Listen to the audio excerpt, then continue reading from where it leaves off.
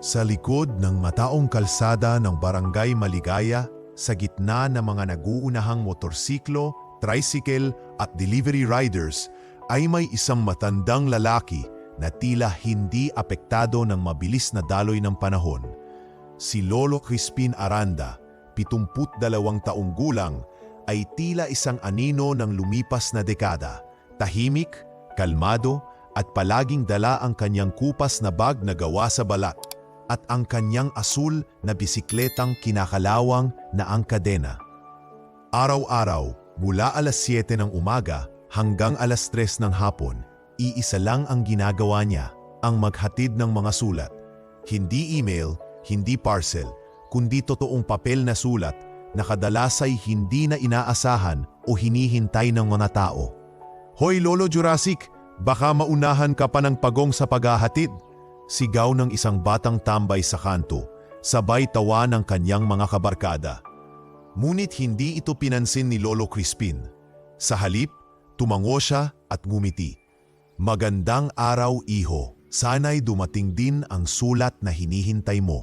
Kung meron man, pinagtawanan lang siya lalo ng mga kabataan, habang ang isa sa kanila ay palihim na kumukuha ng video gamit ang cellphone. Hindi naman bago sa kanya ang ganitong mga eksena. Sa bawat kanto ng barangay, palaging may nagsisigawan, may nagmamadali sa sakyan, at may mga taong tila wala ng panahong bumati.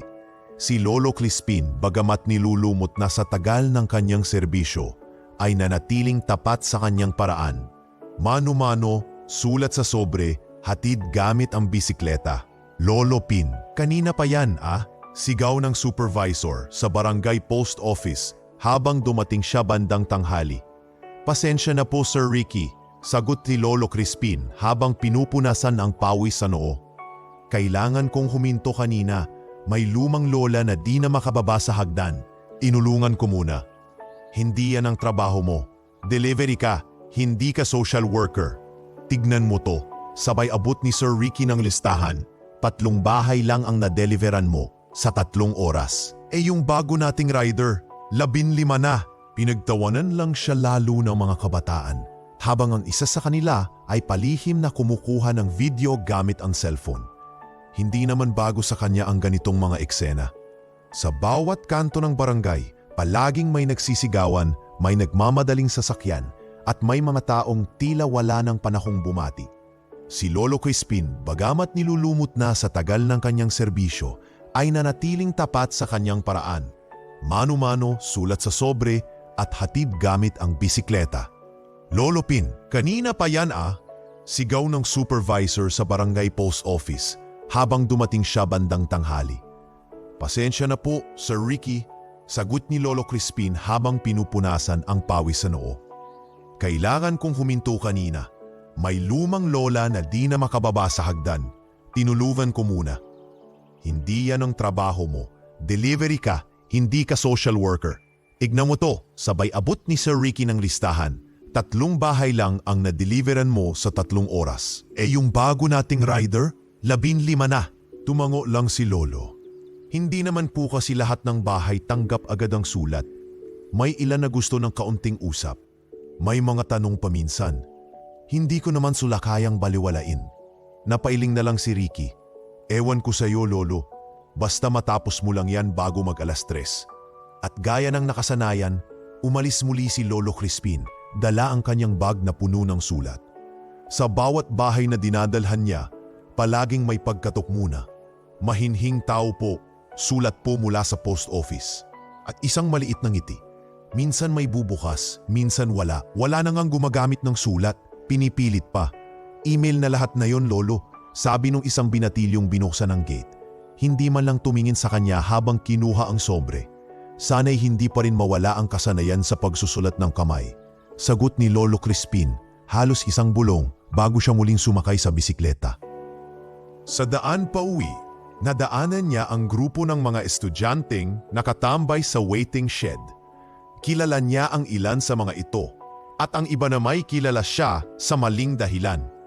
"Eto na, si Jurassic Postman," sigaw ng isa habang tinuturo si Lolo. Teka, video ulit tayo. Challenge, ma-deliver mo ba ito, Lolo?" Sabay abot ng tissue na sinulatan ng love letter. Tumawa ang grupo habang iniabot ito sa kanya. Sa halip na magalit, kinuha ito ni Lolo, tiniklop ng maayos. At nilagay sa kanyang bulsa. Salamat! Ang bawat sulat, kahit biro, may saysay pa rin kapag maayos ang pagkakasulat, sagot niya. Tahimik silang napatigil, tila sandaling napaisip, ngunit mabilis ding bumalik sa tawanan. Habang sumasapit ang hapon, ang sinag ng araw ay tila dumuduyan sa makalumang anyo ni Lolo Crispin. Sa kanyang mga mata, walang galit, tanging pag-unawa. Sa kanyang bawat galaw, walang puot, tanging layunin. Habang binabaybay niya ang kalsada pauwi, isang batang babae ang biglang tumakbo papalapit sa kanya. Lolo, tawag ni Talia May, estudyante sa malapit na paaralan. Naiwan niyo po ang isang sulat sa harap ng gate namin. Ay pasensya na. Salamat sa pagbibigay, Hija. Sagot niya habang kinuha ang sobre. Napansin ni Talia na may maliit na nakasulat sa likod ng sobre. Walang liham ang nawawala kung ito'y isinulat ng may puso. Napangiti si Talia. Kayo po ba ang sumulat niyan? Siguro kung iyon ang naramdaman mo. Sagot ni Lolo Crispin sabay kindat. Mula sa di kalayuan, patuloy pa rin ang pagbugso ng modernong mundo. Mga riders na humaharurot, mga cellphone na walang tigil ang notification, mga taong walang panahon kahit para huminto. Ngunit sa gitna ng lahat ng iyon, may isang matandang lalaki na patuloy sa kanyang misyon. Hindi lamang upang maghatid ng sulat, kundi upang mag-iwan ng alaala. Isang alaala na hindi basta-basta buburahin ng panahon. Hindi maipaliwanag ni Talia May kung bakit siya nahuhumaling pagmasdan si Lolo Crispin tuwing umaga. Sa dami ng kanyang gawain bilang grade 11 student, tila ba hindi kumpleto ang kanyang araw kung hindi niya ito nasulyapan sa kalye. Nakasakay sa kanyang luma at umiingay na bisikleta, may suot na kulay abong sombrero at bit-bit ang kanyang kupas na leather bag. Ang bag na iyon, kung tutuusin, ay isa sa mga pinakangaantig ng kanyang interes. Sobrang luma na. May ilang bahagi ng punit at natastas ang tahi. Ngunit kahit anong kalagayan nito, mahigpit itong hawak ni Lolo Crispin. Parang may laman itong mahalaga. Isang bagay na higit pa sa sulat. Isang umaga habang pauwi na si Talia galing eskwela, nakita niya si Lolo Crispin na nakaupo sa ilalim ng punong mangga sa gilid ng lumang waiting shed. Hindi agad siya napansin ng matanda.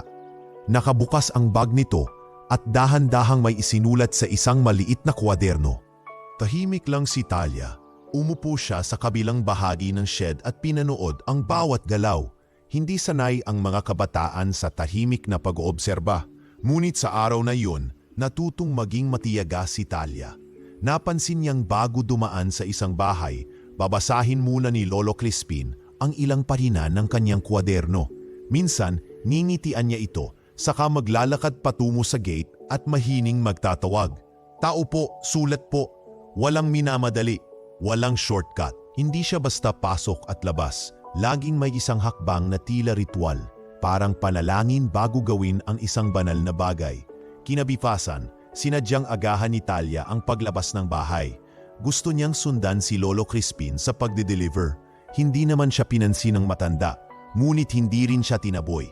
Tahimik siyang naging anino nito, ilang hakbang lang sa likod habang binabaybay nila ang looban. Sa ikatlong bahay na pinuntahan nila, may matandang babae na may kapansanan ang kumalabog sa screen door. Oh, Lolo Crispin, akala ko di na kayo dadaan ngayon, ani Aling Bebeng. May boses na halos pabulong na sa hina.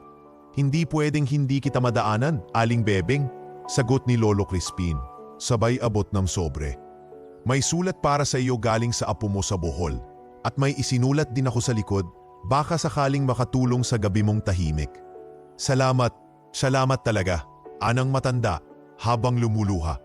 Ang sulat na ito ang dahilan bakit kaya ko pang bumangon araw-araw. Napatingin si Talia sa likod ng sobre. Hindi lang pala paraniwang sulat ang inihahatid ni Lolo Crispin. Meron itong sariling dagdag na mensahe. Mga linyang tilang hinugot mula sa puso.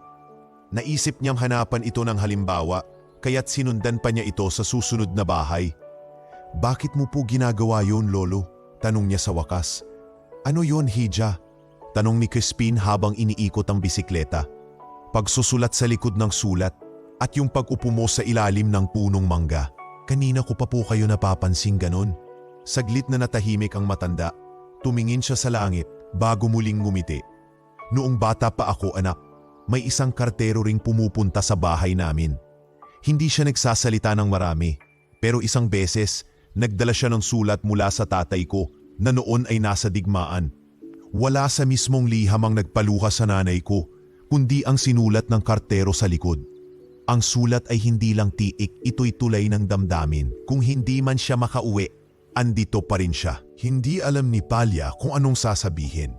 Hindi niya akalaing sa bawat simpleng papel ay may kasamang alaala, kasaysayan at pangarap. Hindi ako manunulat, Talia, patuloy ni Lolo Crispin, pero alam kong minsan isang salita lang ang kailangan para sumindi ulit ang ilaw sa pusong halos mamatay na. Napayuko si Talia. Hindi niya alam kung dapat ba siyang mahiya sa mga pagkakataong tiningnan niya si Lolo Crispin na parang wala ng silbi. O sa mga kabataang tinawanan siya sa social media na para bang isa lang siyang karakter sa pelikula ng kahinaan. Alam niyo po, kayo lang ang karterong nakikita kong hindi nagmamadali, aniya. Dahil ang pagmamadali, hidya, ay para sa mga taong walang intensyong manatili. Magkahalong hiya at paghanga ang naramdaman ni Talia. Nang umalis si Lolo Crispin, iniwan niya ang isang maliit na papel sa tabi ng punong mangga. Kinuha ito ni Talia.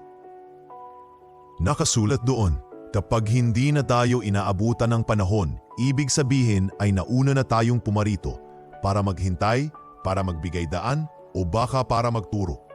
Mula noon, tuwing makikita niya si Lolo Crispin, hindi na siya basta lumalampas. Humihinto siya, mumumingiti at paminsan-minsan ay nag-aabot ng tubig o merienda. Pero ang iba sa barangay, wala pa ring pagbabago. Si Lolo, kakausap muna sa pusa bago maghatid ng sulat. Sigaw ng isang batang barumbado. Baka spirits ang inaantay niya sa punong mangga. Dagdag pa ng isa. Sa halip na magalit, muling ngumiti si Loli Crispin.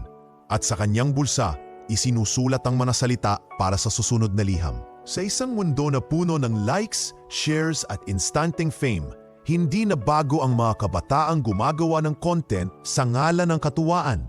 Sa Barangay Maligaya, ang pinakasikat na grupo ng mga vlogger ay ang Team Alegria, pinangungunahan ng isang mataray pero maganda at matalinong dalaga na si Alexa San Gabriel. Maganda si Alexa, oo, magaling ding magsalita, mag-edit ng video at magpatawa ng mga manonood. Pero sa likod ng kanyang pangiting-iting imahe sa social media ay isang mapagmataas at mapanghusgang personalidad. Para sa kanya, ang lahat ay pwedeng gawing content basta makakatawa ang mga tao. Isang hapon, habang naglilibot si Lolo Crispin sa pagde-deliver ng mga sulat, lihim siyang sinundan ni na Alexa at ng kanyang mga kabarkada. Sa kanilang mga kamay ay hawak ang cellphone, naka-live habang nag-uusap. Guys, narito na tayo sa weekly content natin. Karterong wala sa oras. Natatawang wika ni Alexa habang tahimik na sinusundan si Lolo Crispin. Ay, ayun na siya. Nagsusulat na naman sa pader. Parang lumang tula na walang pumapansin. Sabat ni Gino, ang sidekick ni Alexa, habang pinipigilan ng tawa. Pagliko ni Lolo Crispin sa isang eskinita, bigla siyang binato ng ginupit na papel. May nakasulat na express delivery sa luma at pahapyaw na sulat kamay. Nagulat si Lolo, napalingon siya pero walang galit sa kanyang mga mata. Tawa ng tawa ang grupo habang tuloy ang pagre-record. Mga anak, kung delivery din kayo, sana ihatid niyo rin ang respeto. Mahinahong tugon ni Lolo Crispin bago tumalikod at nagpatuloy sa kanyang lakad. Tila hindi inaasahan ng grupo ang ganoong tubon. Ngunit siyempre, ang video ay hindi tungkol sa kahulugan, kundi sa katatawanan. Pagkalipas lang ng ilang oras, umabot na sa 50,000 views ang video nila sa TikTok. May caption pang, POV, binalikan ka ng 90s delivery system. Grabe ang lakas ng tawa ko dito, comment ng isa. Parang ghost ng lumang post office, sabi pa ng isa. Ngunit sa ilalim ng mga halakhak at emojis ng netizens ay mga komentong nagsasabing, bakit nyo niloloko si Lolo? Wala naman siyang ginagawang masama. Isa sa mga unang bumatikos ay si Talia May. na noon ay abala sa paggawa ng artikulo tungkol sa mga nawawalang tunay na bayani. Nang makita niya ang video, namuo ang inis sa kanyang dibdib. Agad siyang nagkomento, "Hindi nakakatuwa ang mang-asar ng matandang nagtatrabaho ng marangal. Sana hindi tayo manhid sa kabutihang tahimik." Hindi nagtagal, sinadyang hanapin ni Talia si Lolo Crispin sa kanyang karaniwang ruta. "Lolo Crispin!" Tawag niya nang maabutan ito sa ilalim ng punong mangga. "Ako po si Talia May. Alam ko pong hindi kayo mahilig magsalita, pero gusto ko po sanang itanong, bakit po kayo hindi lumalaban kahit nilalait kayo?" Umupo si Lolo Crispin sa bangkong kahoy sa ilalim ng puno. Inilabas niya ang kanyang maliit na kuwaderno at saka tumingin sa dalaga. "Marami na akong sinubukang sagutin noon, Talia, pero natutunan kong hindi lahat ng tanong kailangang sabayan ng salita. Pero Lolo, di ba po dapat nilalabanan ang panlalait? Lalo na kung wala kayong ginagawang masama? Ang galit ay parang apoy. Kapag sinabayan mo ng apoy din, lalong lalakas. Pero kung tatahimik ka, parang ulan. Unti-unti itong mamamatay." Napayuko si Talia. "Pero Lolo, hindi ba po kayo nasasaktan?" Saglit na hindi sumagot si Crispin. Inabot niya ang isang sobre mula sa bag at iniabot sa dalaga. "Para sa iyo," wika niya. Nagulat si Talia. "Bakit po ako?" "Basta basahin mo lang. Hindi lahat ng sulat kailangan ng sagot, pero lahat ng sulat may inaabot." Pag-uwi niya, agad binuksan ni Talia ang sobre. Walang pangalan sa labas pero may pamilyar na sulat kamay. Sa loob ay isang maikling mensahe, "Hindi ako ang bida sa kwento. Hindi rin ako ang kontrabida. Ako lang ang karterong naghahatid. Pero kung makakatulong sa iyo ang dalang liham, salamat na lang sa pakikinig." Hindi mapigilan ni Talia ang maluha. Sa sandaling iyon, hindi na niya nakita si Lolo Crispin bilang simpleng matanda, kundi isang tagapagdala ng mensahe, hindi lang sa pamamagitan ng papel, kundi sa pamamagitan ng kanyang presensya. Kinabukasan, pinanood niya ulit ang video ni Alexa. Pero sa halip na inisin lang ang sarili, isinulat niya sa kanyang notebook, "Ang katahimikan ay hindi kahinaan. Minsan, ito ang pinakamatibay na sagot sa mundong puno ng ingay." Doon nagsimula ang kanyang paghahangad na kilalanin si Lolo Crispin ng mas malalim. Hindi para isulat lang, kundi para unawain kung bakit may mga taong nananatiling payapa sa kabila ng ingay ng mundo. Samantala, sa kabilang banda, si Alexa ay abala sa pagbilang ng views at likes. Ngunit sa mga sumunod na araw, mapapansin niyang dumarami ang makakomento ng hindi pabor sa kanya. May mga nagsimulang magtanong, "Paano kung ikaw na ang pagtawanan pagtanda mo?" Hindi niya alam, isang kwento na pala ang unti-unting bumubuo ng pagbabago sa paligid. At si Lolo Crispin ang naging gitna nito, hindi sa pamamagitan ng sigaw, kundi sa pamamagitan ng tahimik ngunit matatag na presensya. Wala namang sumasagot. "Bakit ba't ipinipilit pa?" Mariing wika ni Aling Celia habang ibinabalik ang sobre kay Lolo Crispin, halos sabay kalabog ng kanyang gate. Tahimik lang ang matanda, pinanood ang pagsara ng gate at dahan-dahang tiniklop ang liham. Walang reklamo, walang pagtutol. Muling isinuksok sa kanyang lumang bag ang sobre, saka siya tumalikod at muling sumakay sa kanyang bisikleta. Mula sa kanto ng karinderyang tambayan ni Talia May tuwing hapon. Natanaw niya ang eksenang iyon. Hindi na siya nagdalawang isip. Tumayo siya at sinundan si Lolo Crispin na kasalukuyang dumaan sa kalsadang puno ng gumuguhong pader at baradong tanal. "Lolo," tawag niya. "Pasensya na po, narinig ko si Aling Celia kanina. Parang antindi ng pagtanggi niya." Ngumiti lang ang matanda. "Hindi lahat ng tahanan ay bukas sa mensahe, iha. May mga bahay na sarado pa ang bintana ng puso. Pero bakit po kayo patuloy pa rin sa pagdadala ng sulat kahit paulit-ulit kayong tinatanggihan?" Tanong ni Talia habang nakasabay sa paglalakad. Sa halip na agad sumagot, ipinatong ni Lolo Crispin ang kanyang bisikleta sa gilid ng puno ng kaimito. Umupo sa isang sira-sirang bangkito at saka naglabas ng maliit na kuwaderno. Tahimik, pila inaalala muna niya ang isang matagal ng alaala. May mga sulat na hindi kailanmang inaasahang darating. Pero pag dumating, binabago ang isang buong buhay. aniya habang pinagmamasdan ang mga pahina ng kanyang kuwaderno. Nagulat si Talia nang makitang hindi lang tala ng mga address ang laman nito. Nandoon ang pangalan ng mga tao, ang huling beses na sila'y nakangiti, ang mga nasabi nilang salita tuwing inaabot ang sulat.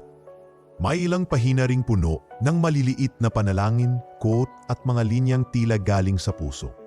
Lolo, kayo po ba ang nagsusulat ng mga nasa likod ng sulat? Tumingin si Crispin sa kanya. Hindi agad sumagot. Sa halip, iniabot niya ang isa sa mga sulat na hindi tinanggap ni Aling Celia. Basahin mo, wika niya. Dahan-dahang binuksan ni Talia ang sobre at sa likod ng sulat ay nakasulat, hindi lahat ng galit ay kailangang sagutin.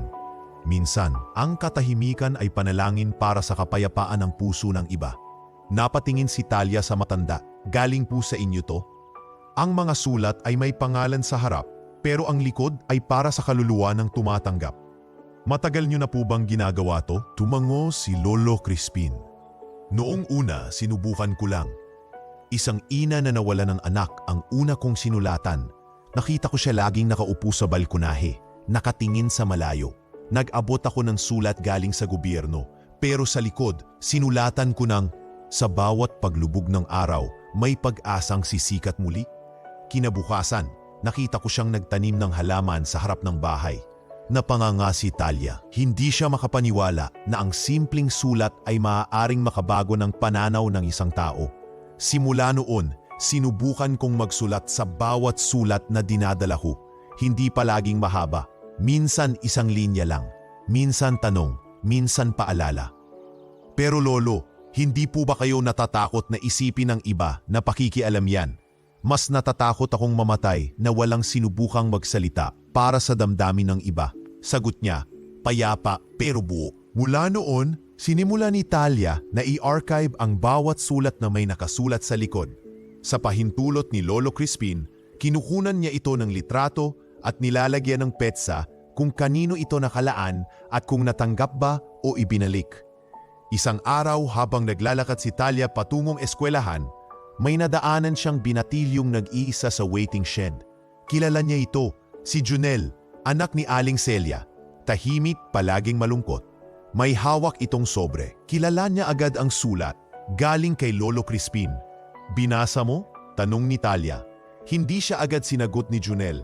Sa halip, inabot nito ang sulat sa kanya. Sa likod ng papel ay nakasulat, hindi mo kailangang magpanggap na matatag sa harap ng mundong hindi naman nagtatanong kung kumusta ka. Pero kung sakaling kailangan mong magpahinga, huwag mong kalimutang may mga taong handang makinig. Tumama, no? Tanong ni Talia, nginitian ang binatilyo. Tumango si Junel, bagaman pilit niyang pinipigilang mapaluha. Hindi ko akalaing may makakapansin. Si Lolo Crispin, hindi lang kartero, para siyang lihim na tagapagsalba ng puso. Sabi ni Talia, simula noon, may mga bahay nang nagsimulang magbukas sa kanyang paggato. Hindi man lahat pero sapat na para malaman ni Lolo Crispin na may tumatanggap, may nakikinig, may umaasang dadating ang susunod na liham. Hindi siya sumisikat, hindi siya tinutugtog sa radyo o napapanood sa TV. Pero sa likod ng bawat simpleng sobre ay isang piraso ng pagkatao niya. Ipinapasa, isinusuot, iniiwan sa puso ng bawat taong napaglaanan niya ng malasakit. At para kay Talia, iyon ang tunay na anyo ng journalism. Ang isulat hindi lang kung ano ang nangyari, kundi kung ano ang naramdaman. Hapon noon at may mahinang ambon sa barangay. Tahimik ang paligid habang ang langit ay kulay abo. Tila batasabay ng lungkot ng kalikasan ang kwento ni Lolo Crispin na ngayon ay binubuksan ni Talia May sa pamamagitan ng isang tanong na matagal na niyang gustong itanong. Lolo, panimula ni Talia habang sabay silang umiinom ng salabat sa ilalim ng punong mangga. Kayo po ba ay dating ang guro? Hindi agad sumagot ang matanda. Sa halip, piningnan niya ang langit para bang inaabot sa alaala ang mga panahong kay tagal nang nakalipas. Matagal na anak, dekada 70. Nagturo ako ng panitikan sa isang pampublikong paaralan sa bayan ng Balite. Anong nagtulak sa inyo para itigil yon? Napabuntong hininga si Lolo Crispin. Ang kanyang mata ay biglang nabalot ng kalungkutan, hindi ng galit, kundi ng malalim na pangungulila. May isang gabi, aniya, bagong taon noon. Pauwi ako galing sa isang seminar para sa mga guro sa Maynila. Bit-bit ko ang balak na sorpresa para sa aking mag-ina. Isang makinilyang bago para sa misis kong si Emilia at kwadernong pangkulay para sa anak kong si Iggy. Napatingin si Talia, tahimik ngunit nakikiramay, hindi niya kailangan magsalita. Alam niyang may mabigat na susunod. Nang makarating ako sa kanto ng aming kalye, may usok na. Sumisigaw na ang mga tao, nasunog ang bahay namin. Sa loob ng kalahating oras, ubos. Saglit na katahimikan, wala na sila. Dagdag pa ni Crispin halos pabulong, hindi na napigilan ni Talia ang luha. Lolo, pasensya na po. Bumiti si Lolo Crispin. Hindi ngiting masaya, kundi ngiting tinanggap na ang sugat ng nakaraan. Hindi ko na muling nabuksan ang silid-aralan. Hindi ko na rin kayang magsulat ng kwento. Parang bawat salita'y pako sa puso. Sa loob ng ilang taon, para akong multo.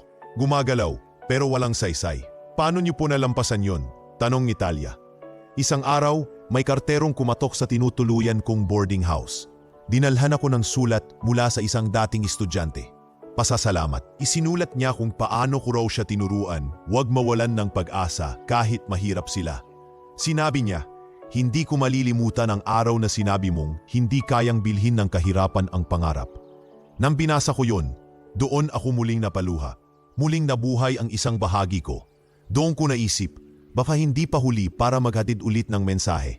Pero lolo, bakit po bilang kartero? Tanong ni Talia, muling nakapako ang tingin sa kanya. Dahil sa liham, Hija. Liham ang sumagip sa akin sa kamatayan. Kung isang papel lang ang kailangan para muling mabuhay ang isang kaluluwa, bakit hindi ko to subukan araw-araw? Biglang tumahimik ang paligid. Kahit ang hangin ay tila huminto para makinig. Wala namang malaking sahod sa pagiging kartero. Pero sa bawat sulat na naihahatid ko, bawat ngiti ng isang matandang muling nabalikan ng alaala. Bawat kabataang nakatanggap ng liham ng inspirasyon, doon ako muling humiinga. Kaya pala, ani Talia, habang nilalabas ang kanyang cellphone, hindi lang basta trabaho ang ginagawa nyo. Para na pala kayong tagapagturo sa bagong anyo. Hindi nakaiwas si Lolo Crispin sa isang matamis na tawa. Aba, baka sabihin ng iba siraulo lang ako. Hindi lolo, kayo ang pinakatunay na storyteller na nakilala ko. Mula noon, mas lumalim ang pagtutok ni Talia sa kanyang pagsasaliksik. Sa tulong ng ilang dating guro at residente ng bayan ng Balite, nalaman niya ang mas malalim pang pagkatao ni Crispin Aranda. Isang binansagang makata ng masa noong kabataan, isang guro na minahal ng kanyang mga estudyante dahil sa kanyang dialektong pananalita, malalalim na tayutay at makabagbag damdaming kwento. Nakatagpo pa siya ng ilang mga lumang artikulo sa library kung saan minsang sinulat ni Crispin ang isang sanaysay na pinamagatang Ang Liham ng Di Kilala, Pagtataya sa Damdamin ng Bayan. Habang binabasa iyon, parang naririnig niya ang boses ng matanda.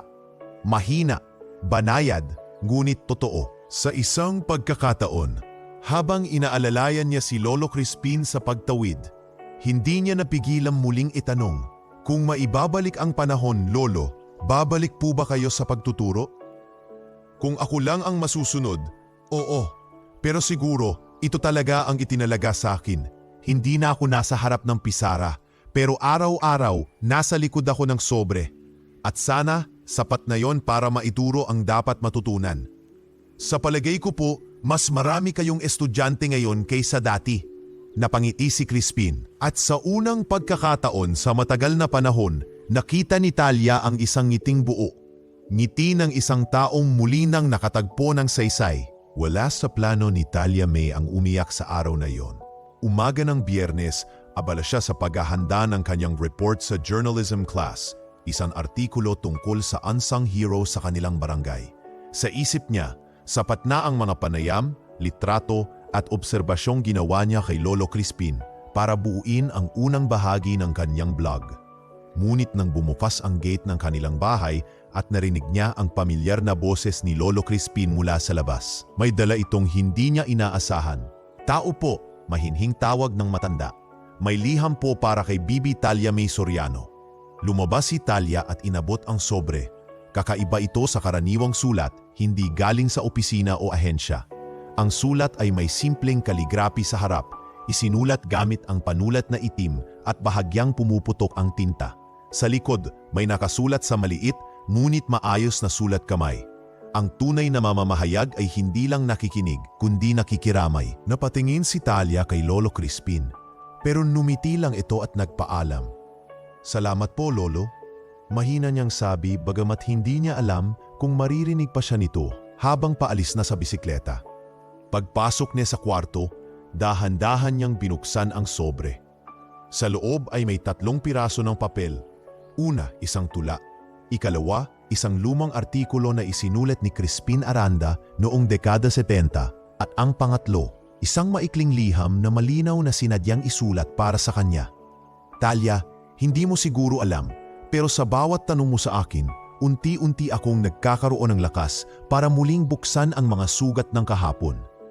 Hindi lahat ng kabataan ay may ganang makinig, lalo pat ang mundo ay laging maingay at mabilis. Ngunit ikaw, piniling huminto, makinig at makiupo sa katahimikan ng isang matanda. Salamat. Kung sakaling ipagpatuloy mo ang landas ng pagsusulat, sana'y tandaan mong ang pinakatotoong istorya ay hindi laging isinisigaw, minsan ibinubulong. Hindi niya napigilang mapayak. Hinawakan niya ang liham sa dibdib at tumingin sa kisame. Marahil iyon ang pinaka-personal na sulat na natanggap niya sa buong buhay niya. Simula noon, isang desisyon ang ginawa niya. Idodokumento niya ang buhay ni Lolo Crispin. Pinangalanan niya ang kanyang blog na Ang Karaniwang Kartero. Ang unang post ay simpleng larawan ni Lolo Crispin na nakasakay sa kanyang bisikleta. May kasamang caption, hindi siya sikat, hindi siya mayaman, pero araw-araw siyang nagdadala ng liham. Hindi lang sa bahay, kundi sa puso ng mga taong nakalimot na may halaga ang mabagal, tahimik at makataong serbisyo. Hindi niya inasahan ang bilis ng pagkalat nito. Sa loob ng 3 araw, umabot sa 2,000 shares ang post. May mga gurong nagkomento, estudyanteng kinilabutan at matatandang napaluha sa mga salita. Naalala ko tuloy ang tatay kong kartero rin, sabi ng isang netizen. Salamat sa kwento. Kailangan ng mundo ng ganitong paalala. Dagdag pa ng isa. Hindi nagtagal, nagdesisyon si Talia na gumawa ng serye. Bawat linggo, maglalathala siya ng isang episode tungkol sa mga bahagi ng buhay ni Lolo Crispin. Mga bahay na kanyang nadaanan, mga sulat na hindi tinanggap, mga bata na tinuruan niyang ngumiti. May isang post na lalo pang sumikat. Isang larawan iyon ni Lolo Crispin habang kausap ang isang batang may kapansanan. Sa likod ng sulat na hawak ng bata, mababasang, ang katawan ay maaaring may hangganan, pero ang pag-asa ay walang saklay. Mula sa ilang libong views, naging 10, naging daan-daan, hanggang sa dumating ang isang email kay Talia mula sa isang lokal na mamamahayag. Pwede ba naming makapanayam si Ang Karaniwang Kartero para sa aming dokumentaryo? Agad niyang tinanong si Lolo Crispin. Ngunit tulad ng inaasahan, simpleng sagot lang ang natanggap niya. Ay naku, Hija, hindi ko yata kayang makipag-usap sa kamera. Mas gusto ko pang maghatid ng sulat kaysa ngumiti sa PV. Pero Lolo, maraming gusto kayong makilala. Hindi po ba ito pagkakataon para mas marami pa kayong maabot? Hindi ako mensahe, Talia. Ako lang ang nagdadala. Mas gusto kong nasa likod lang ng bawat papel. Napangiti si Talia. Kayo talaga, Lolo. Pero hindi niyo po mapipigilan ang mga taong gustong makinig sa kwento ninyo. Mula noon, mas naging malalim ang pagtutok ni Talia sa blog. Gumawa siya ng series sa YouTube na may simpleng animasyon na mga kwento ni Lolo Crispin. Bawat episode ay may voice-over ng kanyang sariling boses habang binabasa ang mga linyang isinulat ng matanda. Isa sa mga pinakapinapanood na bahagi ay ang episode na pinamagatang Sulat para sa Wala, kwento ng isang liham na hindi tinanggap. Sa dulo ng video, sinabi niya, minsan ang mga sulat ay hindi naabot ng kanilang dapat puntahan. Pero ang mensahe, kung totoo at mula sa puso, ay laging makakarating sa paraang hindi natin inaasahan. Sa panahong unti-unting nakikilala si Lolo Crispin, hindi pa rin siya tumigil sa kanyang araw-araw na ruta. Sa kabila ng pagkakakilanlan, nanatili siyang tahimik. Nang tanungin siya ng isang kapitbahay, Lolo, sikat na kayo sa internet ha, baka pwede na kayong magpa-autograph. Tugon lang niya, autograph? Huwag na hiho, Ang importante, natanggap mo na ba ang sulat ng nanay mo? At doon, muling nakita ng mga tao na higit pa sa kilala si Lolo Crispin. Siya ang taong hindi naghahangad ng spotlight, pero nagbibigay ng liwanag sa bawat tahimik na sulok ng buhay. Cloud Chaser. Iyon ang unang salitang binitiwan ni Alexa San Gabriel nang makita niya ang vlog ni Talia May na ang karaniwang kartero. Naka-cross-leg siya sa kanyang vlogging room, may ring light sa harap, hawak ang cellphone habang may 5 tabs na bukas sa kanyang laptop. Lahat tungkol sa viral posts ng tungkol kay Lolo Crispin. Imagine this guys, panimula niya sa kanyang bagong vlog. Lahat tayo may lolo sa barangay. Pero itong si Talia, yes, si aspiring journalist girl, ginawa ng saint ang matandang kartero? Come on, di ba obvious? Gusto lang niya ng sympathy para mapansin ang vlog niya. Classic cloud chasing. Sa loob lamang ng isang araw, umabot sa 80 na pong views ang video. May mga natawa, may mga naniwala. Pero marami rin ang umalma, lalo na ang mga taga-subaybay ni Talia na alam ang tunay na intensyon ng dalaga. Talia, ignore her. You're doing something meaningful. Isang komento. Si Alexa, puro pansarili lang. Buti pa si Lolo Crispin, hindi kailangan ng kamera para maging mabuti. Dagdag pa ng isa. Hindi nagtagal, dumagdag pa si Alexa ng isang mas mapanglait na content. Inilabas niya ang tinawag niyang reenactment challenge, kung saan ginaya niya si Lolo Crispin, nakasuot ng kupas na polo, may bitbit na brown bag at may bisikletang pininturahan ng kulay kalawang. Typo, sulat po, pero luma na po. Baka may ipis pa sa loob, sabi niya habang tumatawa. May kasama pa siyang kaibigang nagpapanggap na si Talia. Nagdidikta ng script habang tumatango at nagsusulat sa imaginary notebook. Ang buong video ay puno ng panunuya. Ngunit sa halip na magalit, si Lolo Crispin ay tumahimik lamang. Hindi siya nagpahayag sa media. Hindi siya nagtungo sa barangay. Sa halip, isang bagay ang ginawa niya. Isinulat niya ang kanyang sagot. Hindi sa vlog, hindi sa comment section, kundi sa isang liham. Isang puting sobre, may pirma ni Crispin Aranda sa likod. Walang logo, walang design, pero puno ng bigat. Iha, sabi ni Lolo kay Talia isang umaga habang iniaabot ang sulat. Pakideliver mo ito kay Alexa. Alam kong hindi ako welcome sa kanyang mundo, pero baka sakaling pumasok ang liham ko. Nag-alinlangan si Talia. Lolo, sigurado po kayo? Ang puot ay apoy. Pero baka isang patak ng tubig mula sa puso ay sapat para hindi ito lumaki. Ilang araw ang lumipas. Nakarating kay Alexa ang sulat. Una niyang tiningnan ito na may pang-uuyam. Oh wow! Fan mail from Lolo Jurassic? Biro niya sa kanyang followers habang nakabukas ang kamera. Ngunit habang binabasa niya ito ng live, unti-unting nabago ang ekspresyon sa kanyang mukha. Mahal kong Alexa, hindi ako galit sa'yo. Sa katunayan, nagpapasalamat ako dahil binigyan mo ako ng pagkakataong makita kung gaano kalawak ang naaabot ng mga salitang walang pagmamahal. Marahil, hindi mo ito alam, pero noong edad mo ako, matalas din ang aking dila. Mahilig akong pumuna, manghamak, magsulat ng kritika na walang pagkakaunawa. Hanggang sa may isang araw, isang mahal sa buhay ang nawala at wala akong ibang baon kundi ang mga salitang hindi ko na mabawi. Hindi ako sumusulat para sa likes. Hindi rin ako nagdadala ng sulat para mapansin. Ginagawa ko lang ito dahil baka may isa sa 100 tao ang makaramdam na hindi siya nag-iisa. Kung sakaling may araw na mapagod ka sa ingay ng mundo at ang katahimikan ay hanap mo, tandaan mong andito lang ako.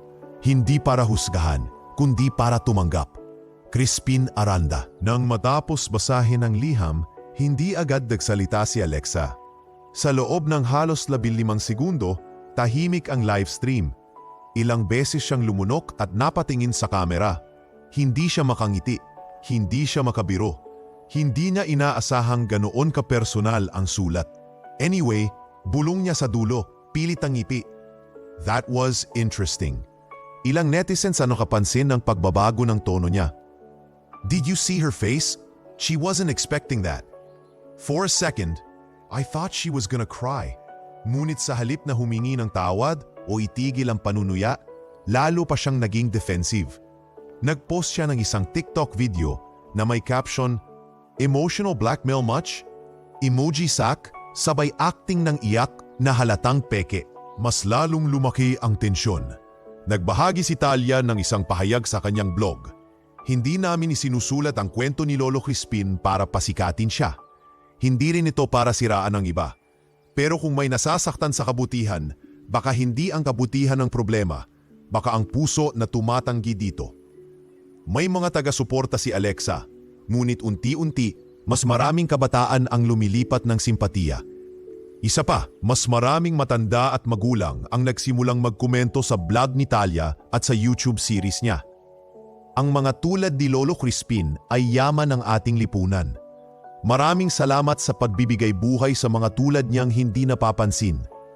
Habang palalim ng palalim ang alo ng pagtanggap sa kwento ni Lolo, lalong nagiging tahimik si Alexa sa usapin.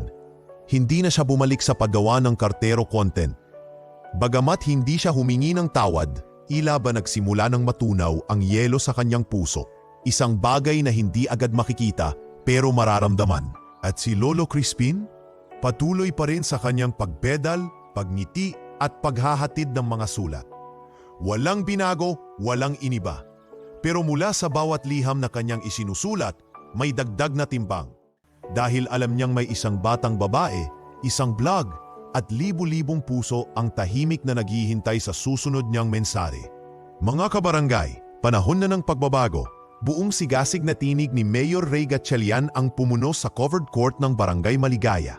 Nakaitim siyang Amerikana, may placard sa likod ng entablado na may nakasulat na "Modernong Barangay, Maunlad na Bayan." Sa likod ng talumpating puno ng teknolohikal na mga pangako ay isang plano, isang masusing pagtatanggal sa mga lumang sistema kabilang na ang postal service na pinapatakbo pa rin ng iilang matatanda, gaya ni Lolo Crispin Aranda. Simula sa susunod na taon, ani Mayor, habang kinukumpas ang kamay, magkakaroon tayo ng Barangay Express app. Lahat ng sulat, dokumento, barangay ID at kahit subpina, digitally na. At para dito, kailangan natin ng mga bagong muka, masiglang serbisyo, hindi na pwede ang makupad. Hindi pinangalanan ni Mayor si Lolo Crispin pero lahat ng naroon ay alam kung sino ang pinatatamaan. May ilan pang tumawa nang marinig ang biro ni Mayor na hindi na natin kailangan ng bisikletang kinakalawang para maihatid ang serbisyo ng bayan. Kinaumagahan, pinatawag si Lolo Crispin sa barangay hall. Doon, naghihintay si Kapitan Mando kasamang si G. Florencio, ang hepe ng administrasyon. "Lolo Crispin," panimula ni Kapitan, medyo mailap ang tingin. "Alam naman po nating lahat na may mga pagbabago ngayong taon. At bahagi po ng ordinansa ng modernisasyon ang pagbawas ng mga empleyadong lampas na sa retirement age." Tahimik lang si Lolo Crispin, nakaupo sa kahoy na bangko, hawak ang kupas niyang bag. "Hindi po namin sinasabi na hindi kayo mahalaga," sabat ni G. Florencio. "Pero alam niyo naman po, efficiency na ang batayan ngayon.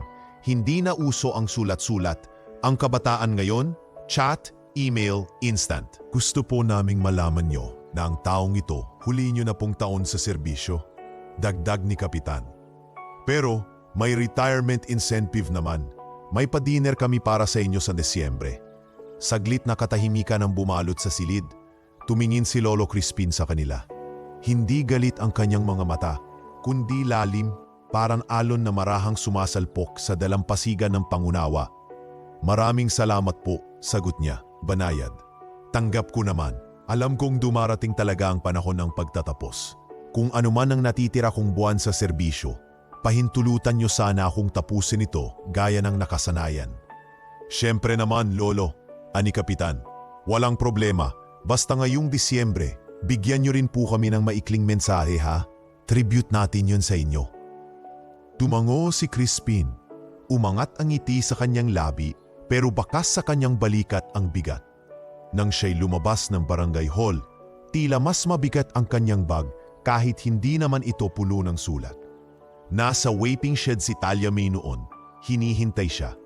Pagkakita sa matanda, agad siyang tumayo. "Lolo, bakit po kayo pinatawag?" "Ah, wala naman. Routine meeting lang," sagot ni Crispin, pilit na kalmado. Ngunit hindi iyon nakalusot kay Talia. "Sinabi na po ba nila na..." Tugon ng matanda. Hanggang Disyembre na lang daw ako. Sapat na raw yon para sa matandang tulad ko. Hindi po ito tama, Lolo. Biglang sumiklab ang tinig ni Talia. Hindi nila naiintindihan ang halaga ng ginagawa nyo. Hindi lahat kayang palitan ng app. Ngunit sa halip na makisigaw, hinawakan ni Lolo Crispin ang balikat ng dalaga. Iha, sa bawat dulo ng pahina, may tuldok. Hindi natin pwedeng ipilit ang quit kung tapos na ang pamumusap. Pero Lolo, hindi ako natatapos bilang kartero, Talia. Kasi simulat sa pool, hindi naman talaga yon ang trabaho ko. Isa lang yon sa anyo ng kung ano talaga ang gusto kong gawin, ang maghatid ng mensahe. At kahit wala na akong uniforme, ang panulat ko, andito pa rin. Napaluha si Talia, ngunit pinigilan ang pagpatak ng luha. Kung ganun po, mas lalo nating kailangang tapusin ang vlog, sabi niya. Mas lalong kailangang marinig ng mas maraming tao ang kwento ninyo. Kung yon ang nararamdaman mong misyon, Hija, ipagpatuloy mo, ani Crispin. Sa mga sumunod na linggo, nanatili si Lolo Crispin sa kanyang ruta. Hindi na siya pinapansin ni Mayor Gatchalian, pero unti-unti napapansin siya ng mas maraming tao. Hindi dahil sa katandaan niya, kundi dahil sa katahimikan at kabutihang hatid ng bawat sulat na dala niya. May mga batang lumalapit na sa kanya at humihiling, "Lolo, ako rin po sana. Gusto ko pong sulatan niyo." May mga tindera sa palengke na nag-aabot ng pandesal at sabay sabing, "Salamat po sa sulat niyo sa anak ko." Masaya na siyang pumasok ngayon. At si Talia, lalo pang ginandahan ang paggawa ng mga episode. Nagkaroon ng collaboration ang kanyang blog at isang lokal na news network. Sinimulan na rin niya ang pagbuo ng isang maikling dokumentaryo na pinamagatang Liham ng Bayan, ang huling ruta ng karaniwang kartero. Ngunit sa puso ni Lolo Crispin, tahimik pa ring nakaukit ang katotohanang unti-unti na siyang tinatanggal sa mundo ng mga taong pinagsilbihan niya buong buhay. Isang gabi, habang nagsusulat siya sa kanyang lamesang kahoy, tiningnan niya ang larawan ni Emilia at ng anak nilang si Iggy. Nakatayo ito sa isang lumang frame sa tabi ng ilawan. Hinaplos niya ito ng marahan. "Emilia, Iggy, malapit na rin akong tumigil," bulong niya. "Pero bago yon, maghahatid pa ako hanggang sa huling sulat." Maulan ang hapon nang mangyari ang lahat. Malakas ang buhos, ang mga bubong ay tila mga tambol ng langit at ang mga kalsada sa Barangay Maligaya ay naging tila maliliit na sapa. Sa isang karaniwang araw, hindi na sana lalabas pa si Mang Erning, ang tricycle driver na kilalang masungit at pikon sa barangay. Pero dahil sa kaunting kinita at pangakong ihahatid lang si Lolo Crispin sa kabilang kanto, pumayag na rin siya. "Lolo, sakay ka na. Bilis, baka abutin pa tayo ng baha," reklamo ni Mang Erning habang iniikot ang manibela. "Pasensya na, iho. Mabigat ang bag ngayon, baka mabasa ang sulat," sagot ni Crispin habang kinuubkob ang kanyang kupas na leather bag ng isang plastic cover. Pagsakay ng matanda, agad nilang tinahak ang makipot na daan patungong Zone 3. Habang lumalakas ang ulan, huminto ang tricycle sa ilalim ng lumang waiting shed upang makasilong. "Dito na lang muna tayo, Lolo. Wala nang matawid sa unahan, baha na yun," sabi ni Erning. Tumango si Crispin at dahan-dahang bumaba. Hawak ang bag, sumilong siya at tumingin sa langit para bang may kausap. Pero sa pagmamadali ng lahat, pagsara ng payong, pag-ayos ng bisikleta, hindi niya napansin na naiwan niya ang bag sa loob ng tricycle. "Lolo, hintayin ko na lang kayong tumawid bukas kung okay na ang panahon," sigaw ni Erning mula sa loob ng trike. "Oo, salamat Erning. Ingat ka," sagot ng matanda. Ngunit hindi niya alam, nasa tricycle pa ang isa sa mga pinakamahalaga niyang pag-aari. Pagka-uwi, natuklasan ni Mang Erning ang bag. Basa na ang paligid nito, ngunit buo pa. Wala siyang balak sana itong pakialaman, pero sa pagbuhos ng ulan, hindi niya naiwasang maghanap ng tela para punasan ang sarili. At sa pagbubukas ng bag, bumungad ang ilang sulat at mga larawan na hindi niya inaasahan. May mga lumang itim at puting retrato.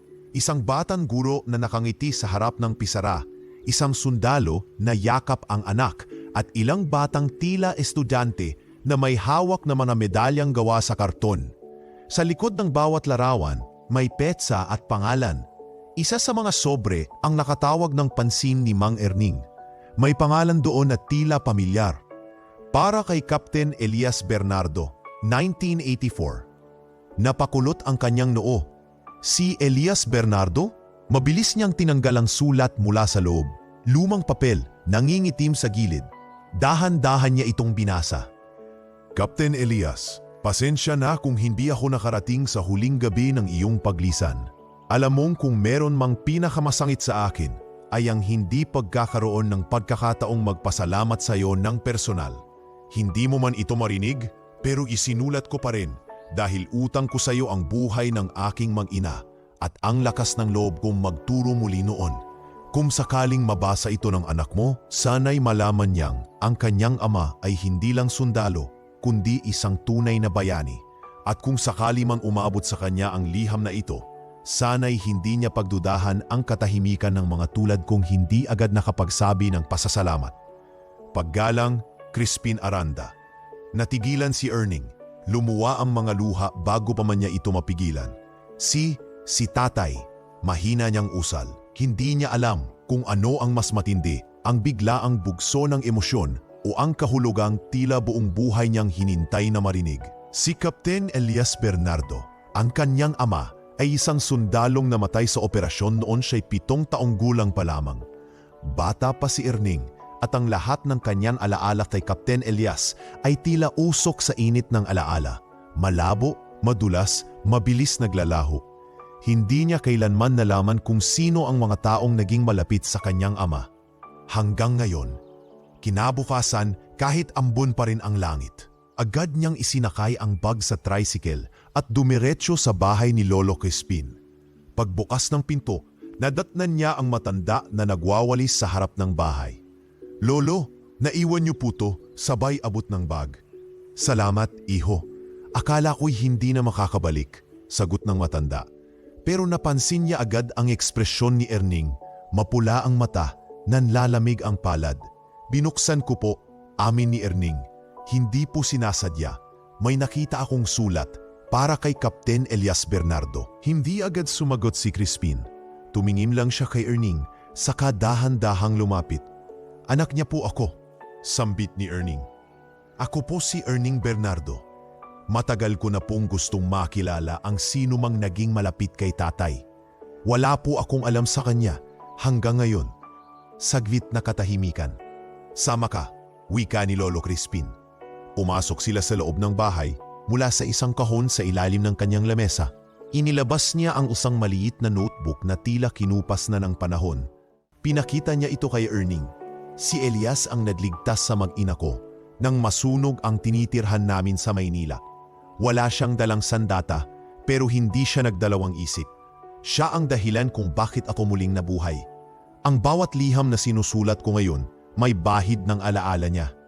Lolo, matagal ko nang gustong ipadala sa iyo yang sulat pero hindi ko alam kung buhay ka pa, kung nasaan ka. Kaya dinala ko na lang palagi. Baka isang araw marating kita. Hindi na pinigilan ni Erning ang kanyang luha. Yumuko siya sa harap ni Lolo Crispin at tahimik na umiyak. Salamat, salamat po.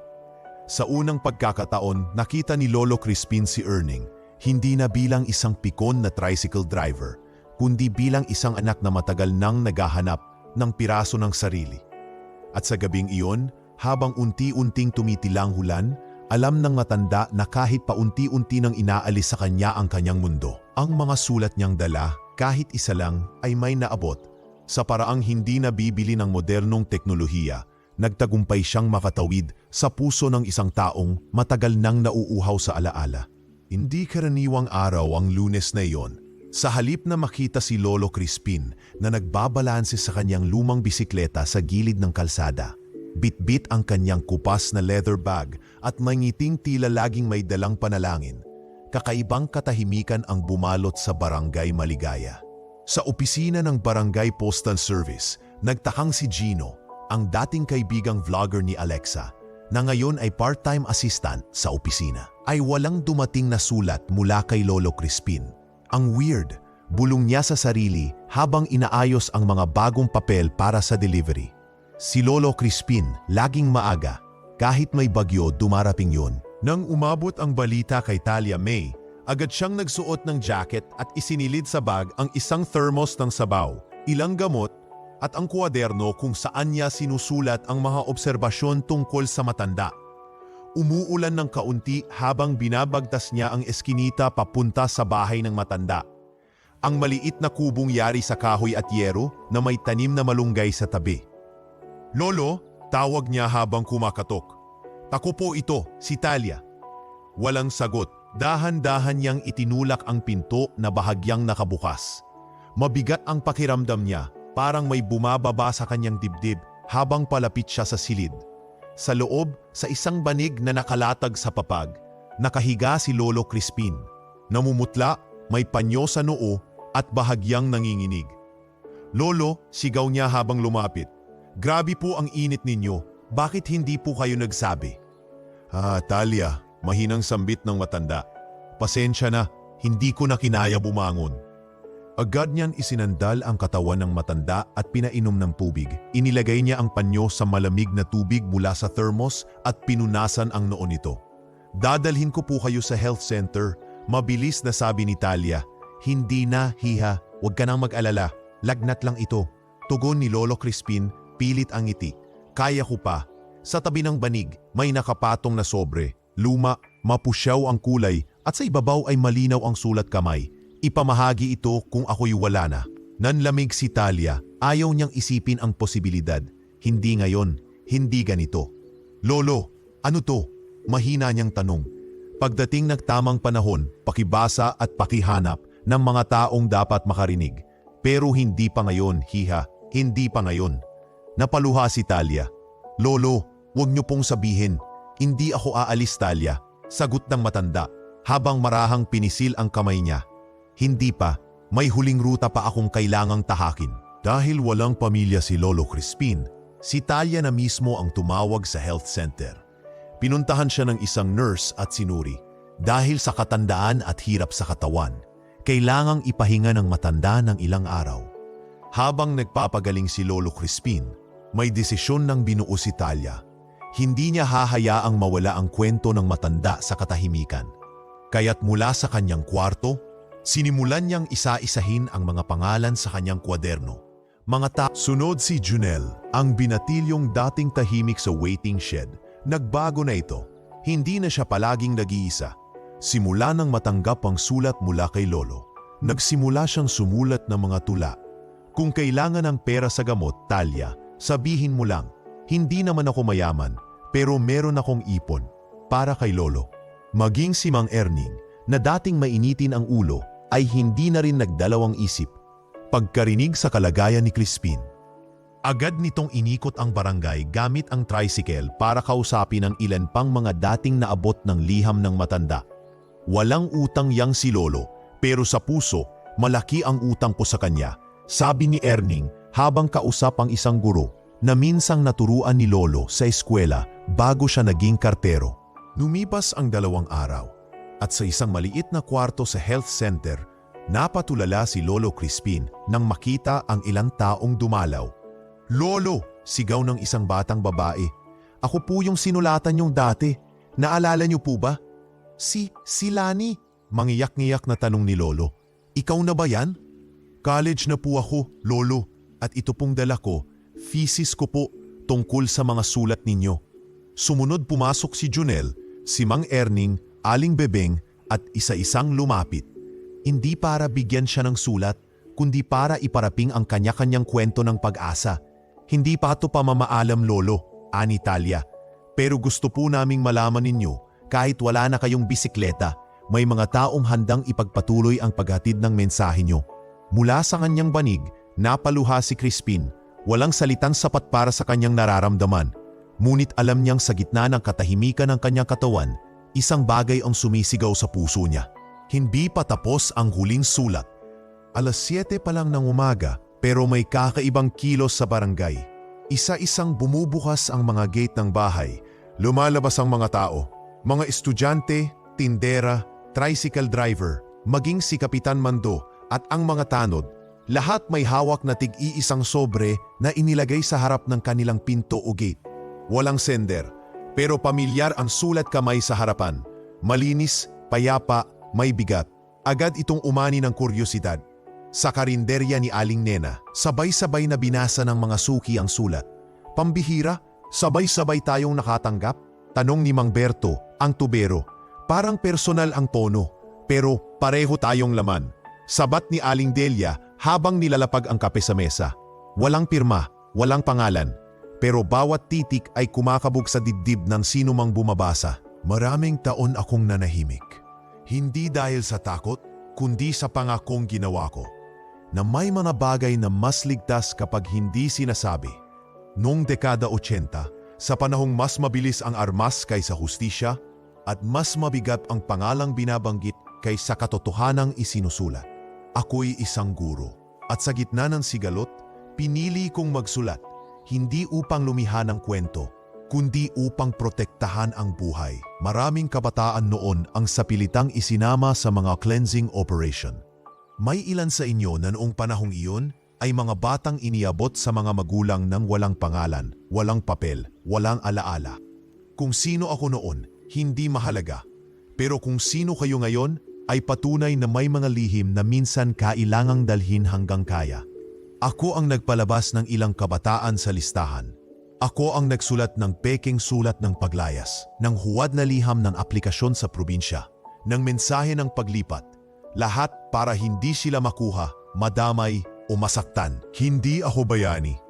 Isa lang akong tagapagdala ng mensahe. Pero kung sakaling may araw na kailangan ninyong malaman kung bakit ako ganito, ito yon. Ang bawat liham na isinulat ko simula noon ay pagtanaw ng utang na loob sa mga buhay na naligtas. Wala akong hiling kundi kapayapaan. At kung may mga panahong tiningnan ninyo ako bilang mabagal, bilang luma, bilang sagabal, huwag kayong mag-alala. Hindi ako nasaktan. Dahil habang sinusulat ko ito, ang bigat sa dibdib ay unti-unting nawala. Hindi dahil nalaman ninyo ang totoo, kundi dahil tinanggap ninyo ako sa katahimikan ko. Sa huling sulat kong ito, sana ay malaman ninyo. Ang mensahe ng pagmamahal ay hindi kailanman naluluma. At ang pag-ibig na tahimik ay minsang pinakamalakas sa lahat. Paggalan at pagmamahal, isang kartero, isang guro, isang ama ng mga salitang hindi kailanman nabigas. Pagkatapos basahin, isa-isang bumagsak ang katahimikan sa bawat tahanan. Ang barangay na laging maingay tuwing umaga, may sigawan ng mga estudyante, busina ng tricycle, hiyawan ng mga nagtitinda, ngayoy parang simbahan sa oras ng dasal. Si Aling Bebeng na laging nasa bintana ay hindi na napigilang mapahagulgol. Siya pala ang tumulong noon sa kapatid ko. Bulong niya. Si Mang Erning na ngayon ay tahimik na nakaupo sa gilid ng kanyang tricycle, ay napapikit at napaluha. Tay, kung nandito nga pa, masabi ko sanang, salamat sa taong yun. Maging si Kapitan Mando na unang sumang-ayon sa pagretiro ni Lolo Crispin ay hindi mapakali. Binasa niyang muli ang liham at napailing. Akala ko dati, liability siya. Pero ang totoo, siya ang pundasyon ng pagkatao ng barangay na to. Pati si Alexa, na minsang tumuligsa at inawang katatawanan ang kartero, ay napahawak sa dibdib. Sa unang pagkakataon, walang kamera sa harap niya, walang script, wala ring masabi. Binasa niya ang liham na tila ba isang awit ng paninisi sa puso niyang maramot noon sa pag-unawa. At si Talia, nakaupo sa tabi ng kama ni Lolo Crispin sa health center, tahimik lang na hawak ang kanyang kopya. Sa gilid ng kama, nakakabit pa rin ang dextrose at ang matanday tila natutulog ng payapa. Lolo, bulong ni Talia. Ngayon po, alam na ng lahat. Hindi pa rin siya gumising, pero may bakas ng ngiti sa kanyang labi, parang sagot sa tanong na matagal na niyang gustong itanong. Sulit po ba ang pananahimik ninyo? At doon, habang tahimik na bumabalik ang ingay ng mundo, unti-unti, isa-isang tumindig ang mga residente ng Barangay Maligaya. Ang iba'y may dalang kandila, ang ilan ay may bulaklak, at ang karamihan ay may papel at panulat. Sa gitna ng kalsada, sa ilalim ng punong mangga kung saan madalas umupo si Lolo Crispin, may nagsimulang magsulat para sa taong hindi ko nakilala pero kailanmay hindi ko makakalimutan. Salamat, Lolo. Hindi ko kayo nabisita noon Pero ngayon ako na ang magdadala ng liham. Ang buong barangay ay napaluhod, hindi dahil sa hiya, kundi sa paggalang. Sa isang taong tahimik na bumago ng buhay ng marami, hindi sa pamamagitan ng kapangyarihan, hindi sa salita sa entablado, kundi sa isang sulat, sa isang panulat, sa isang puso na hindi kailanman sumuko. Mainit ang araw sa Barangay Maligaya, ngunit tila may malamig at mapayapang simoy na dumaan sa bawat tahanan. Hindi ito ang tipikal na gulo ng eleksyon. Hindi rin ito dahil sa fiesta o pasiklaban. Ngunit dahil sa isang desisyong unti-unting binuo ng buong pamayanan. Pagkatapos ng liham na sabay-sabay natanggap ng buong barangay, nagsimula ang pagbabagong hindi inaasahan ng kahit sino. Mismong si Kapitan Mando ang unang humarap sa Barangay Council at nagsumite ng resolusyon. May ilang tungkulin na hindi kayang palitan ng teknolohiya, wika niya sa isang pagpupulong. May mga serbisyo sa puso ng tao at isa roon ang ginawa ni Lolo Crispin. Hindi ito trabaho, ito'y pamana. Unanimous ang boto. Makaraan ang 3 araw, si Kapitan Mando at ilang miyembro ng konseho ay nagtungo sa health center. Bit-bit nila ang isang framed resolution, kalakip ng opisyal na appointment. Crispin Aranda is hereby appointed as the honored messenger of peace ng Barangay Maligaya in recognition of his lifetime commitment to truth, kindness, and silent heroism. Pagpasok nila sa silid, natagpuan nila si Lolo Crispin na nakaupo na, bahagyang malakas na at nakangiti. Kasama niya si Talia, na masiglang nagkukwento ng mga balita sa labas. Lolo, bungad ni Kapitan, hindi ka namin pwedeng basta iwan. Iniabot niya ang dokumento sa matanda, sabay yuko. Hindi na po kayo kailangang magtrabaho. Pero kung sakali pong may nais kayong ipadala, kahit isa lang, kami na po ang bahala. Napaluha si Lolo Crispin. Hindi siya nakapagsalita agad. Marahan niyang hinawakan ng papel, hinaplos ang sulok nito at tumango. Hindi ako sanay tumanggap ng gantimpala, mahinang sabi niya. Pero salamat sa pagkakataong malaman kong hindi pala ako nawala. Samantala, sa kabilang bahagi ng barangay, naganap ang isang eksenang matagal na ring inasahan ni Talia, ang pagbabalik ni Alexa San Gabriel, ngunit hindi bilang vlogger, kundi bilang Alexa, ang bagong leader ng youth literacy program sa barangay. Nakahanda siya sa pagharap kay Lolo Crispin, nakasuot ng simpleng damit, walang makeup, walang crew. Tahimik siyang pumasok sa silid ni Lolo, habang si Talia ay sandaling lumabas upang bigyang daan ang pag-uusap. Lolo, panimula ni Alexa, bakas sa tinig ang kaba. Hindi ko po alam kung sapat ang sorry ko, pero gusto ko pong marinig ninyo mismo sa akin. Ako po ang nagkamali. Ako po ang naging mapanghusga. Tahimik si Lolo Crispin. Tinitigan lamang siya ng marahan, hindi may galit, kundi may tanong sa mata. Bakit ka narito ngayon, iha? Napayuko si Alexa. Dahil gusto ko pong baguhin ang landas ko at gusto ko pong magsimula sa pag-amin at pagtanggap. Maya-maya pa'y lumapit siya, kinuha ang kamay ni Lolo at mahigpit itong hinawakan. Sana po kahit minsan mapatawad niyo ako. Muling ngumiti ang matanda. Ibinigay ko na, Alexa. Matagal na. Ang liham na isinulat ko noon, hindi iyon galit. Isa iyong paalala. At ang paalala ay bunga ng malasakit. Maraming salamat po, sagot niya habang umiiyak. At bilang panimula, gusto ko pong simulan ang isang reading center para sa mga batang wala pang akses sa aklat. Ipangalan ko po sana sa inyo. Maaari kong itulong ang ilang kwento, kung kaya pa ng mata po, biro ng matanda. Habang patuloy ang pagbabagong isinusulong ng mga dating hinipo ng kabutihan ni Crispin, isang bagay rin ang unti-unting nabubuo, ang paglipat ng kanyang tungkulin sa bagong henerasyon. Isang hapon bumusita si Mang Erming sa bahay ni Lolo. Kasama niya ang kanyang bagong linis na tricycle at may hawak siyang luma ngunit maayos ng inayos na leather bag, ang dating gamit ni Crispin. Lolo, bungad ni Erning, ako na po ang magdadala ng ilang liham. Hindi po ako kasing galing nyo magsulat, pero gusto ko pong ituloy ang sinimulan ninyo. Tahimik lang si Lolo Crispin. Inabot niya ang bag, saka nilagay ang kamay niya sa ibabaw nito. Ang bag na yan, hindi lang lalagyan ng papel. Diyan ko inilagay ang bigat ng maraming buhay. Pero kung kaya mong dalhin yan, at maglakad hindi dahil sa utos kundi dahil sa puso, akin na yan. Tumango si Erning, napangiti habang pinapahid ang luha sa mata. Sisimulan ko na bukas, may ilang bata na rin daw gusto ring sumama. Sa sumunod na buwan, nagtayo ang barangay ng isang munting monumento sa gitna ng plaza. Hindi ito marangya, hindi ring gawa sa marmol. Isa lang itong rebulto ng isang matandang kartero sa bisikleta, may hawak na sobre at nakatingala sa langit. Tila laging may pinapadalang dasal. Sa ilalim nito, may nakaukit. Sa taong naghatid ng pag-ibig sa katahimikan at nagligtas ng buhay sa bawat liham, salamat Lolo Crispin. Isang gabi, habang nakaupo si Lolo Crispin sa ilalim ng punong mangga, kasama si Talia at Alexa, pinanood nila ang mga batang nagbabasa sa itinatag na reading center at si Erning na nag-aabot ng sulat sa isang matandang babae.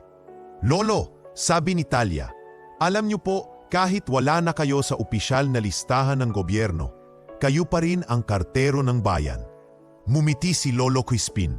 Hindi na mahalaga kung ako'y nasa listahan o wala. Ang mahalaga, naiwan ko ang liham na dapat maiabot. Lolo, sabat ni Alexa, pwede po bang isang huling tanong? Ano yon, iha? Kung may isa pa kayong sulat na nais ipadala, para kanino po yon? Tahimik si Lolo Crispin. Tumingin sa langit, saglit na pinikit ang mga mata, saka sumagot.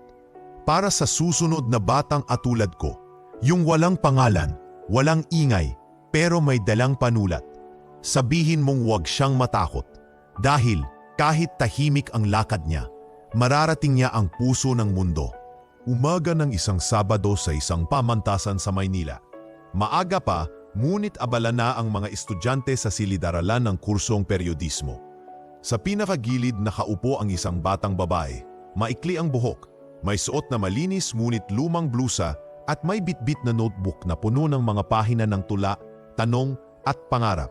Ito si Regina, freshman, tahimik ngunit mapanlikhap. Pangarap niyang maging mamamahayag, ngunit katulad ng marami, hindi niya alam kung saan magsisimula. Maya-maya, pumukas ang pinto at pumasok ang isang babae. Matikas ang tindig, may malumanay ngunit makapangyarihang tinig. Magandang umaga. Ako po si Talia May Soriano, ang inyong guest lecturer para ngayon. Isa po akong journalist at gaya ninyo, nagsimula rin ako sa pangarap. Agad na naging interesado ang klase. Kilala si Talia hindi lamang sa mga kolum niya sa pahayagan, kundi sa kanyang award-winning na dokumentaryo, Ang Karaniwang Kartero. Matapos ang kanyang maikling panayam tungkol sa responsibilidad ng periodista, bigla niyang inilabas ang isang maliit na sobreng kupas, maingat na nakalagay sa isang plastik na lagayan. Tinanong ako minsan ng isang guro, kung may isang liham kang dapat ibigay bago ka pumanaw, kanino mo ito ibibigay? Hinawakan niya ito sa dalawang kamay, bahagyang nanginginig. Ang sobre pong ito ay ang huling sulat ng isang taong naging mahalaga hindi lang sa akin, kundi sa buong barangay kung saan ako lumaki. Hindi siya politiko, hindi siya artista, isa lang siyang kartero. Nagkatinginan ang mga estudyante. Pero ang mga sulat niya, hindi lang para sa bahay, para ito sa puso. Isa siya sa mga taong nagturo sa akin na ang tunay na kwento ay hindi lang makikita sa mga headline. Minsan, ito'y nakatago sa likod ng katahimikan, sa ngiting hindi nagpapakita ng sakit, at sa lakad na mabagal, ngunit may dalang paninindigan. Lumapit siya sa gitna ng klase, huminto sa harap ni Regina. Anong pangalan mo, iha? Nagulat ang dalaga. Regina po. May hilig ka bang magsulat? Opo, mula po elementary, mahilig na po ako magsulat ng tula at magtanong. Mumiti si Talia. Sapat na yon dahil ang huling liham na ito ay hindi para sa akin, hindi rin para sa sino man sa mga nakaraan. Ito ay para sa susunod. Iniabot niya ang sobre kay Regina. Akin na po ito? Tanong ng dalaga, nag-aalinlangan. Hindi, sa iyo ito ipinapasa. Pero ang nilalaman para sa lahat na magiging sulat mo balang araw. Binuksan ni Regina ang sobre.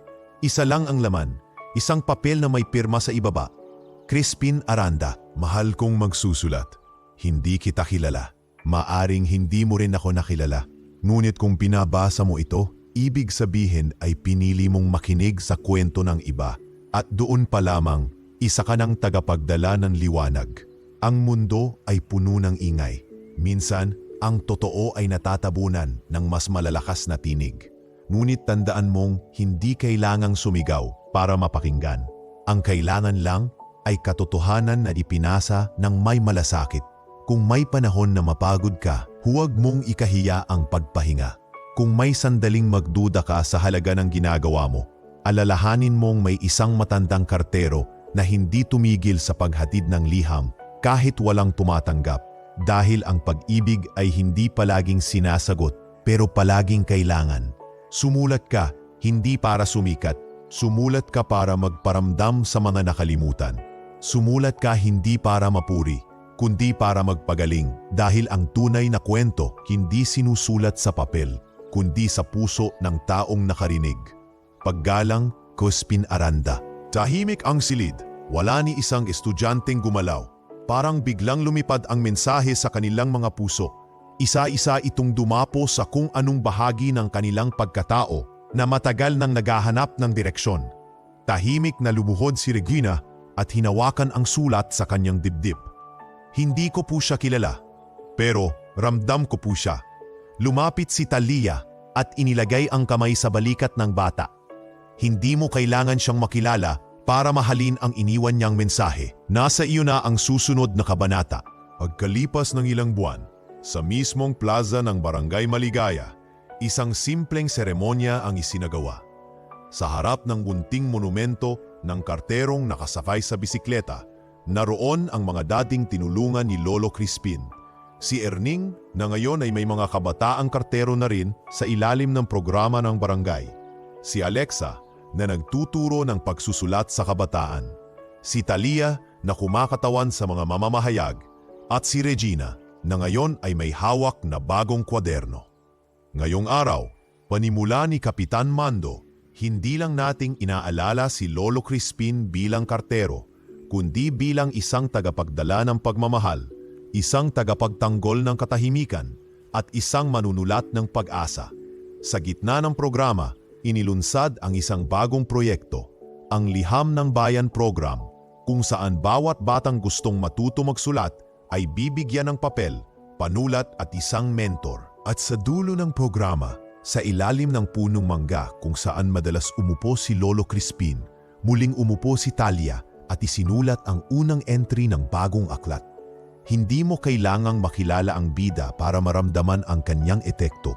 Dahil ang tunay na kwento minsan ay dumaraan sa tahimik na sulok ng buhay. Dala sa lumang bag, isinusulat sa simpleng papel, pero nag-iiwan ng walang hanggang alaala. Wakas, kung naantig ka sa kwento ng isang taong patuloy na nagmahal, kahit hindi napapansin, isang taong ang tinig ay mas naririnig sa kanyang katahimikan. Huwag kalimutang i-like ang video na ito. I-share sa mga taong kailangan ng paalala na may kabutihan pa sa mundo. At mag-subscribe sa Alon ng Istorya para sa mas marami pang kwento ng buhay, pag-ibig at kabayanihan. Dahil sa bawat sulat ng puso, may kasaysayang kailangang marinig. Ito ang Alon ng Istorya, kung saan ang bawat kwento ay alon ng pag-asa.